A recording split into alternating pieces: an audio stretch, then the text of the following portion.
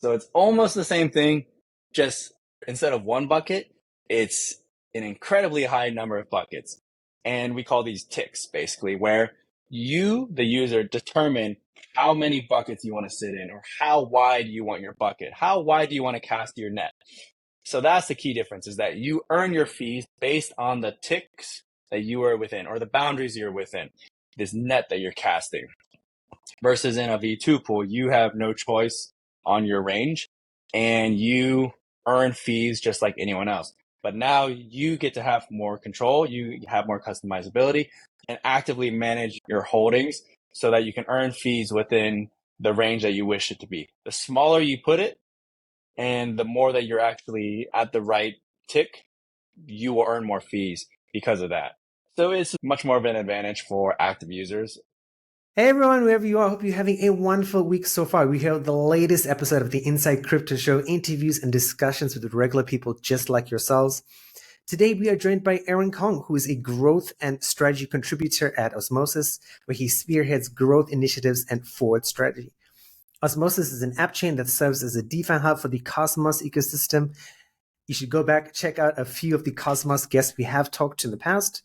To date, the Osmosis DEX has facilitated over $21 billion in trading volume. That is a lot of money. And more than 50 separate blockchains have connected to the Osmosis app chain.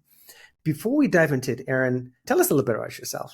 Yeah, thanks for the intro. I guess on the Osmosis side, I'm internally the chief of staff, but also I work on a lot of the growth and strategy efforts. This is a lot of BD, a lot of the relations with all the ecosystem partners, and a lot of the community efforts.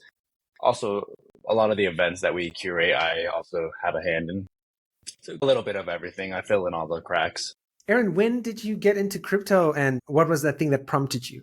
I got in around 2017. I was heading over to Japan to work and I was going to work as a teacher, which is pretty common. It's like one of the easiest ways to get a visa. Otherwise, you can't really get over there. And I really wanted to live in Japan. Before I got over there, I was exposed to Ethereum and Bitcoin, and a lot of my friends were diving in. I knew about Bitcoin for a very long time, but I was exposed to Ethereum from a bunch of friends that are all nerds and gamers, and a lot of my background is in gaming. I was formerly a professional video gamer in World of Warcraft.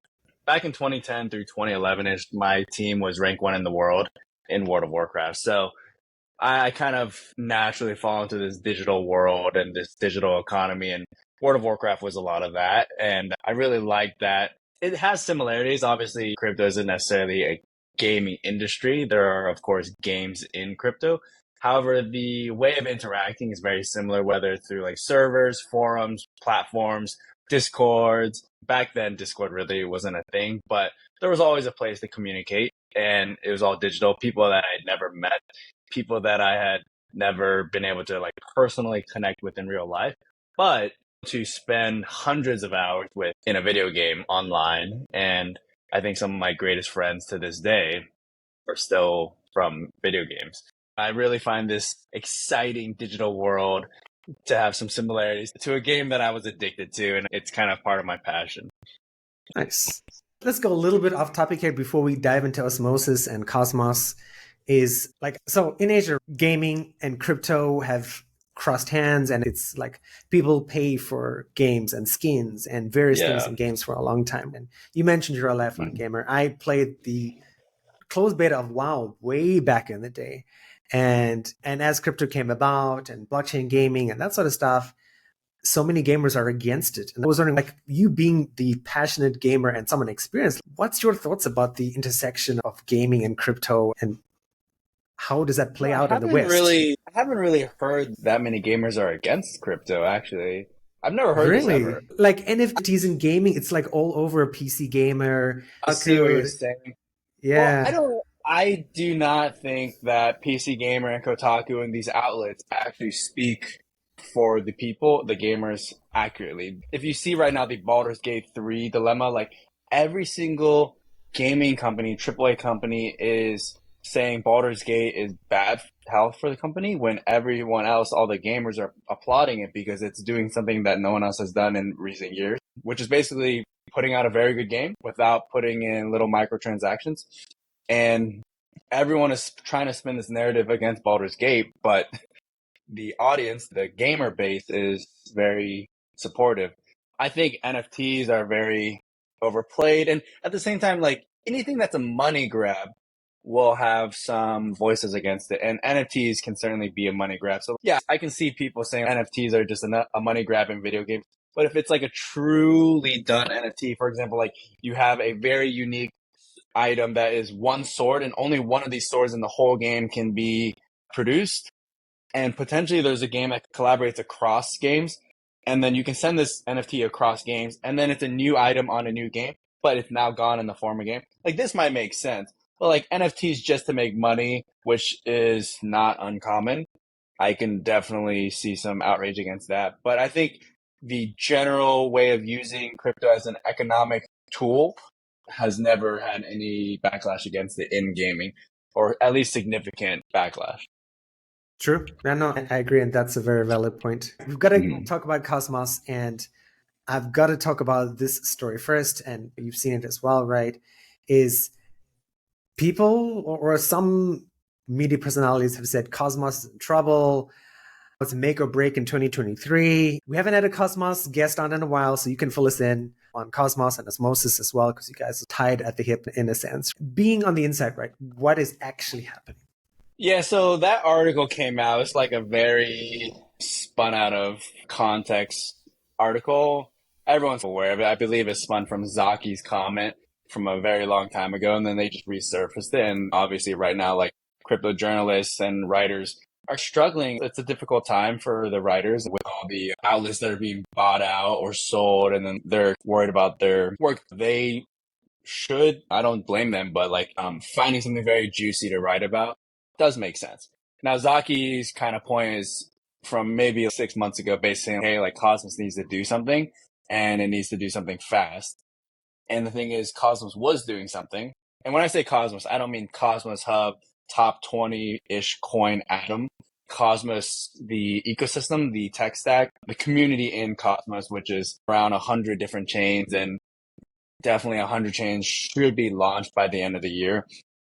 So it's still one of the fastest growing ecosystems with one of the largest community base that is sticky. The community here is generally here to stay. But back to Zaki and what he said is there needs to be development, there needs to be infrastructure, there needs to be this booming ecosystem of apps and users. And right now that is happening. There are a lot of things happening that need to be in place to fill this vision, whether it's like a native stablecoin. 6 months ago, there were not any native stablecoins. This month, USDT Tether is now native with Kava, and USDC sometime next month probably, or at least by the latest October, USDC should be live with Noble. And having a robust stablecoin is arguably the single largest thing to get an ecosystem running. We got this far without any native stablecoins that are like one of the big ones. We've had USDT bridged over. We've had USDC bridged over. We've had DAI bridged over, but none of these things are stable. These 2 months, there will be 2 native stablecoins, formerly none for over a year and a half, aside from UST. I think everyone knows that story there. But at the same time, a lot of the apps are finally launching in the Cosmos ecosystem now. Whether it's like Levana and Perpetuals, whether it's Quasar and Vault, whether it's Mars and Lending, Nolus and Credits, these things are all very recent.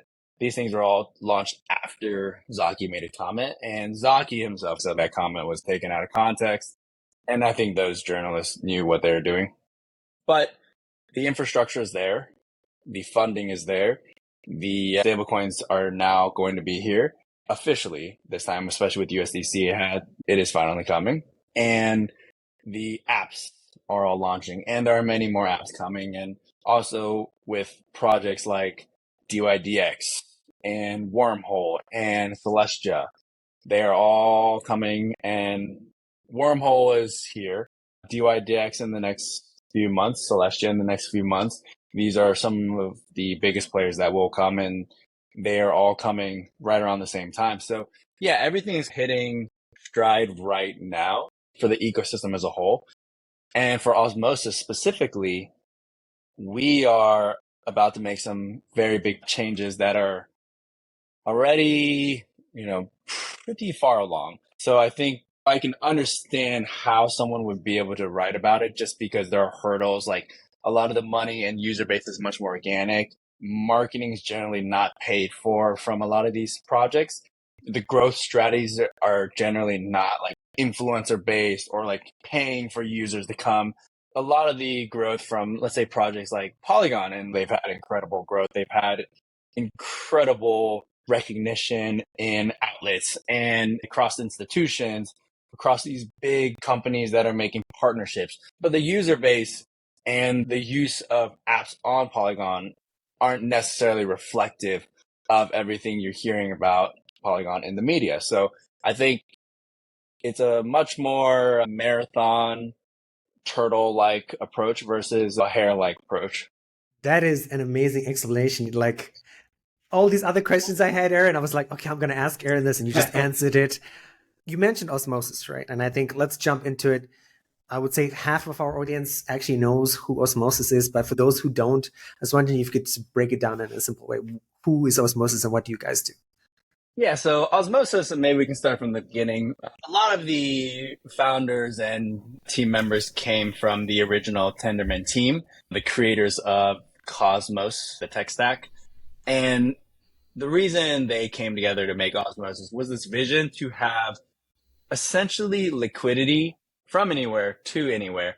And the goal is that not only is this liquidity available anywhere, but it is easily accessible with a one-click swap from anywhere to anywhere. Whether you want to go from Ethereum, route through Osmosis, and go to Avalanche in a single click, this should all be possible. Whether this might involve multiple technologies, of course, but these technologies are implemented and integrated with Osmosis eventually. And just a single click, you just have some kind of UI on Ethereum pop up. You're like, oh, I want to go to Avalanche. And you don't even necessarily need to know that Osmosis is allowing this.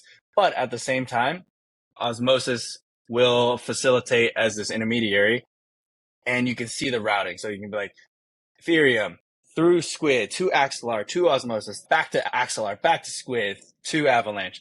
And no users don't need to care about the source. They just care about where their assets go.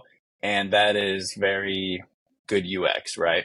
So yeah, the original vision is just like this liquidity anywhere to anywhere from anywhere, but also having the best UX and being this DeFi hub and the greatest DEX in all of crypto.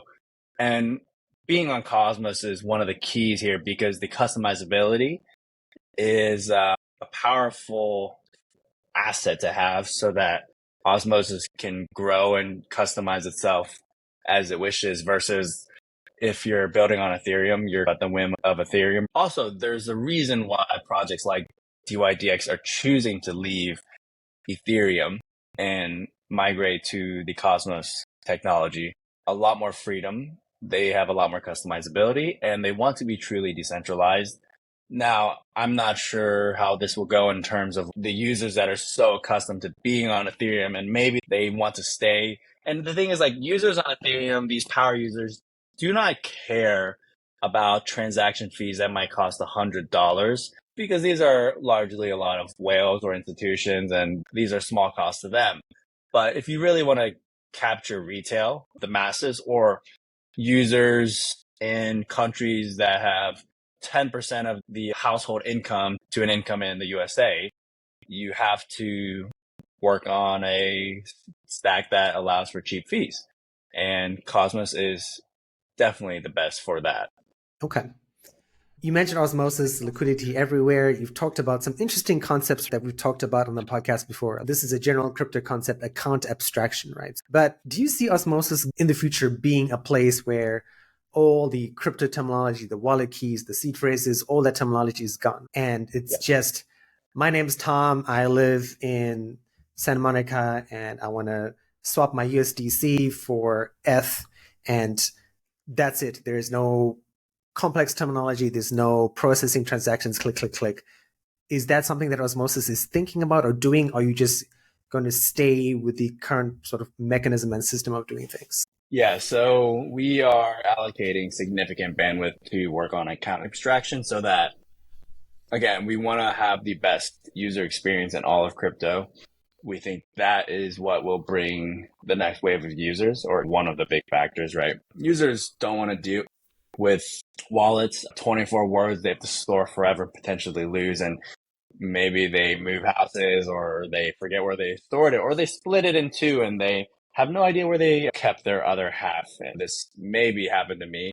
This is not good UX, right? And it's not quick UX. And users that are accustomed to quick onboarding, all these financial apps have now integrated Plaid or Plaid, however you pronounce it. And this is the easiest login for your financial services, whether it's like you're logging in from Fidelity, you connect your bank accounts in 2 seconds with Plaid. And sometimes you have to verify the deposit with 1 or 2 pennies, and then you go and confirm that you received 1 or 2 pennies.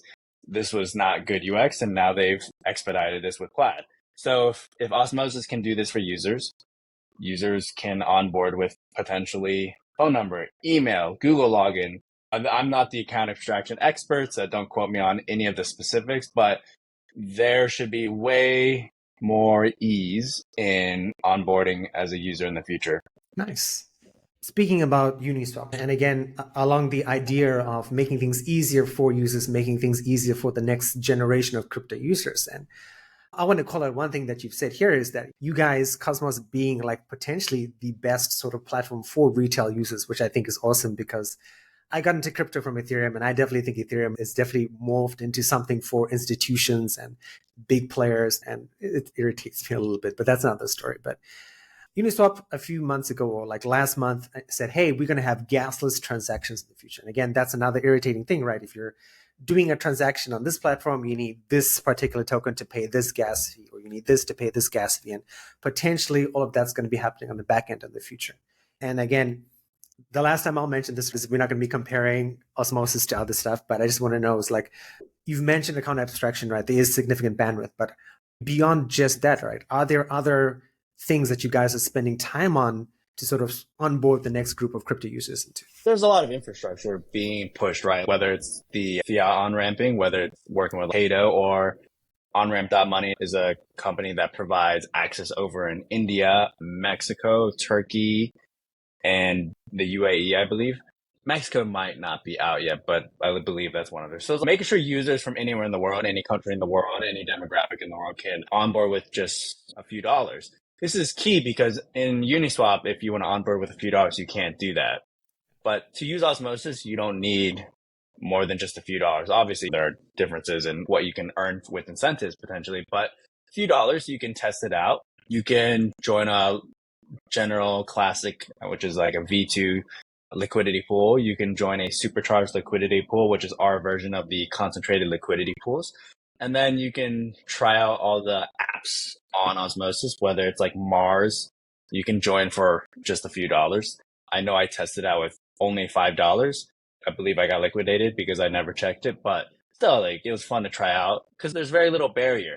And transactions are done in seconds versus 10 minutes, sometimes 30 minutes, depending on how congested things are over on Ethereum. The retail experience should be much more friendly on Osmosis and the Cosmos as a whole. But yeah, having that infrastructure there is very key on top of account abstraction, making sure developers can build easily on Osmosis. They have all the documentation they need.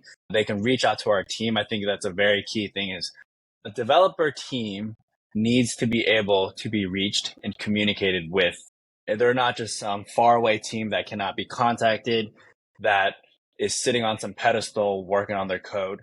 No, there should be a lot of community that can communicate with them. There should be a lot of like small developers, 1 or 2 member teams that are excited, that want to build, and they go and build something and they launch it and they are able to communicate with the team and say, hey, like this was built. Do you guys have any feedback for us? How can we improve? Or sometimes these teams get grants.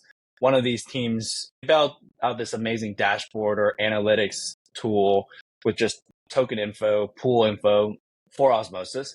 And they worked on this for an entire year and then just came out of nowhere and just launched it. And they just posted it on Twitter and said, hey, like we built this. And it was so great. We're actually like in contact with them because I think community contributions are incredibly key. Some of the most motivated people out there to work on osmosis are in the community just because they're obsessed with it. This is how I got into osmosis as well. I was in the community, and the tools to onboard were relatively available. This was like in the very beginning, so everything was very new back then, but the community helped me onboard. I was so excited. I just kept helping every single person. So I think the vampire approach is relevant. I think the community is relevant. Sometimes teams don't really care about the community, but the community is what keeps the project alive. The community's voice matters. And I think that is also very key to onboarding new users, is having a community so these new users feel like they belong somewhere, and they truly do belong somewhere. Nice. I like that. Aaron, you hit on a key point, right? Supercharged liquidity, which is something you guys released pretty recently, or concentrated liquidity for people who might know that term. Really interesting. And I was wondering if you could tell us a little bit more about it and how it differs from concentrated liquidity, if there is a difference. Yeah, so classic pools or V2 pools, which is like Uniswap V2, have similarities to Uniswap V3 or our version of supercharged liquidity pools.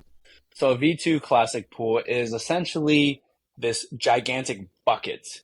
And this bucket is filled with one asset on one half and then another asset on another half.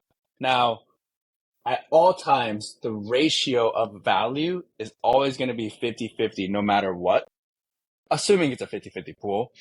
But this doesn't mean there are 50 pieces of gold and 50 pieces of silver. In the beginning, it could be 50 of each. And then as people add some gold and remove some silver, or add silver and add some gold, but maybe more of gold, these ratios become imbalanced. This is how price is determined in a V2 pool, because the ratio is what the price is. It's the price of gold versus silver, not gold versus the dollar. Now, of course, if silver is worth $1, you can take the ratio of gold to silver and determine the price of gold this way. Now, the thing with V2 pools is that it is exposed to much more price risk. So basically, if you take the example of UST or Luna, and if you pair it with a coin like Osmo, and UST goes to zero, because the ratio and the price has to be 50-50, if UST goes to zero, Osmo goes to zero in that pool. So there are clearly some dangers here, clearly some risks, and there are benefits as well. This doesn't mean everything's perfect, but this is just one giant bucket with an infinite price range. This can go from 0 to infinity. Now, if you want to take a V3 pool or supercharged liquidity pool, the key difference is that these pools are essentially an infinite amount of these buckets. So it's almost the same thing, just instead of one bucket, it's an incredibly high number of buckets. And we call these ticks, basically, where you, the user, determine how many buckets you want to sit in, or how wide you want your bucket, how wide do you want to cast your net. So that's the key difference, is that you earn your fees based on the ticks that you are within, or the boundaries you're within, this net that you're casting. Versus in a V2 pool, you have no choice on your range, and you earn fees just like anyone else. But now you get to have more control, you have more customizability, and actively manage your holdings so that you can earn fees within the range that you wish it to be. The smaller you put it, and the more that you're actually at the right tick, you will earn more fees because of that. So it's much more of an advantage for active users. And also, there will be unconcentrated liquidity, and these vaults will essentially allow users to basically not have to deal with it themselves because they can become tedious. And these vaults just do it for you. So this is kind of what concentrated liquidity is. Nice. And that's awesome. I think that's very useful for people because, and especially if you're busy, vaults would definitely save you a lot of time. I think most people will likely use vaults. And the thing is, like, vaults can outperform you. They have strategies, and this is why there will be multiple vault providers and they'll compete with each other. And this is good because competition is good. But yeah, so vaults are the way to get your hands off things and save yourself some time, and also potentially, not necessarily, do better than you would yourself. All right, Aaron, one of the things I wanted to mention as well is I saw you guys are doing a token refresh, and you mentioned Polygon, right? And everyone's quite aware that Matic is going to be Poly at some point this year or next year. I think it's next year. Is there a reason why you guys are doing a token refresh on the Osmosis side? Yeah, so we're not renaming the token. The token is still going to be called Osmo. And the foundation, again, to be clear, the foundation does not determine the route on its own. Everything the foundation wants to do has to go through a governance process. And the foundation itself does not vote here. So we want to keep it decentralized. We want to have the community make the decisions, even if it's something presented by the foundation. And sometimes the foundation will present something and it actually does not pass votes. This is arguably a good thing because the community is very involved. If a name were to be changed, it would have to go through governance approval, of course. But this is not about any name changing at all. This was just about fixing the tokenomics to be at a level where it is much more efficient.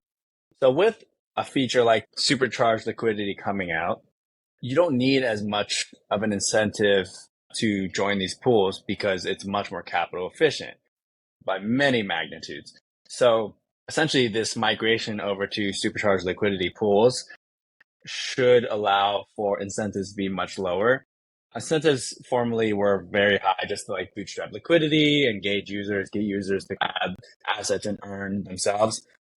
But in an ideal future, you don't need any incentives at all because the fees generated should be sufficient. Yeah, right now, the tokenomics change, which has already gone through, was really to just get incentives more efficient and to get emissions much lower. That's great. And I think not only you guys, I think lots of people need to do that. The way tokenomics were established, like before the bear market, when people were very rosy and optimistic, not just about crypto, but I mean about the global economy, things have changed a lot. And I don't think things are going to correct themselves anytime soon. So I think that's, if you're passionate about Cosmos and Osmosis, that's great. Like you guys are being very proactive in the way you're dealing with the ecosystem and looking towards the future, which is awesome. Aaron, I don't want to take up too much of your time. And you've said some amazing things today. You've talked about some really interesting things. Supercharged liquidity is something I've never had anyone explain. It's so nice and easy. Honestly, other people Well, should the, take the cues. reason why it makes sense is because I didn't fully understand it at one point. And then one day it just clicked. I was like, wait, it's just like a million of these buckets. And they're like, yeah. I was like, oh, so this is how I understood it. Very nice. So before we end off today's show, being someone in charge of growth and strategy, right? Is there anything that you wanted to say today that you haven't had a chance to say? What would you like to say to end off today's show, to talk to the audience, talk to people in Cosmos and Osmosis? The floor is yours. Yeah, so I guess if you're a user that you're keen on exploring the Osmosis ecosystem, the community will welcome you with open arms and hold you through any education or tutorials that you want to kind of explore. You can easily find all the information on the Osmosis Zone Twitter account.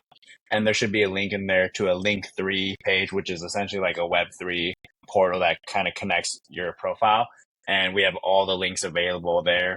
Very easy to discover anything Osmosis side. You can reach out to me directly, whether it's on Twitter or Telegram. And I would just say, do your research, learn a little more about Cosmos, learn about why a lot of these projects want to migrate to Cosmos. This technology is robust. This technology is proven. The IBC feature is key. And IBC, if anyone doesn't know, is not even arguably, it's just the best bridging method that is natively built into the technology. And it makes things incredibly fast, incredibly cheap, and incredibly seamless in the Cosmos ecosystem. Come explore. The community will help you. You post a question on Twitter, you'll get help. If you post a question on Telegram, you'll get help. And if you just want to learn, there are plenty of videos out there as well. Awesome. Aaron, I know this is something I've been asked to ask people because I think a lot of people are looking forward to videos. And I made a point talking to audience. I'm like, yeah, you can just Google Aaron. He's on a bunch of YouTube videos. You're on this podcast. Are you going to be doing more sort of videos and podcasts in the future, keeping people aware of what's happening in Osmosis, or is someone else going to take over? Is this sort of the general media plan going forward? As far as podcasts go, it's usually Sunny or myself doing these, whether it's podcasts like this interviews in person at events, I tend to do a lot of these. Yeah.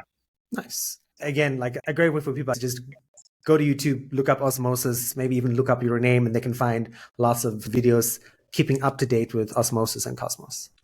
Yeah, sure. I would definitely recommend going to Twitter. It's much more up to date. Even our Okay. blogs page on Osmosis, if you just go to osmosis.zone, we have a blogs page that is pretty up to date, and the timeline of updates and features that have released as well. I'll make sure to include all of those, not to mention your socials as well. Aaron, I really appreciate your time today. It's been awesome. It's been fun. Hopefully we get to do a live episode. Let me know what you thought about what Aaron said. If you have any questions, if you're a little shy, again, I've watched a few of his videos. He's really personable. Really reach out to him. You don't need to talk to me first. If you have questions about Cosmos, about Osmosis, please do it. And let me know. And hopefully we'll try and schedule Aaron sometime next year in person.